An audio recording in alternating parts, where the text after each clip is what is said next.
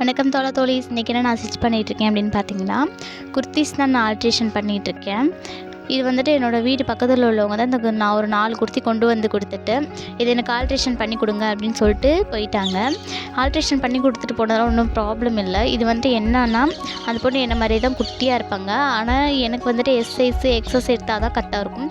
But அவங்க வந்துட்டு அவங்க சைஸுக்கும் மேலே, அதாவது எம் சைஸுக்கும் மேலே XL, double XL, triple XL இது மாதிரி ஒவ்வொரு 4 குர்த்தியும் ஒரு சைஸில் இருந்துச்சு.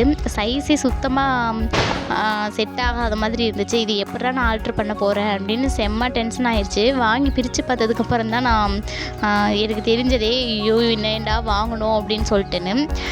ஸோ வந்துட்டு இனிமேல் வந்துட்டு ட்ரெஸ்ஸை ஆல்ட்ரேஷன் கொண்டு வந்து கொடுக்குறீங்கள்ல, அது வந்து பெரிய விஷயம் கிடையாது. ட்ரெஸ்ஸு நீங்களாம் எடுக்க போகும்போது உங்களுக்கு சைஸுக்கு ஏற்ற மாதிரி இருக்குதா அப்படின்னு பார்த்துட்டு ட்ரெஸ்ஸை எடுத்துகிட்டு வாங்க. அப்போ தான் ஆல்ட்ரேஷன் பண்ணுற டைலர்ஸ்க்கும் கொஞ்சம் ஈஸியாக இருக்கும்.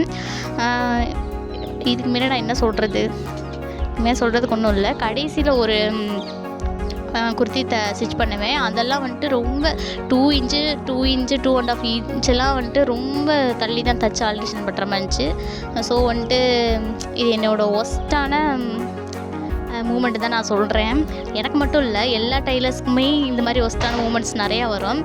இதெல்லாம் என்ன பண்ணுறது, எப்படி ஓட்டிகிட்டே தான் இருக்க வேண்டியதாக இருக்குது.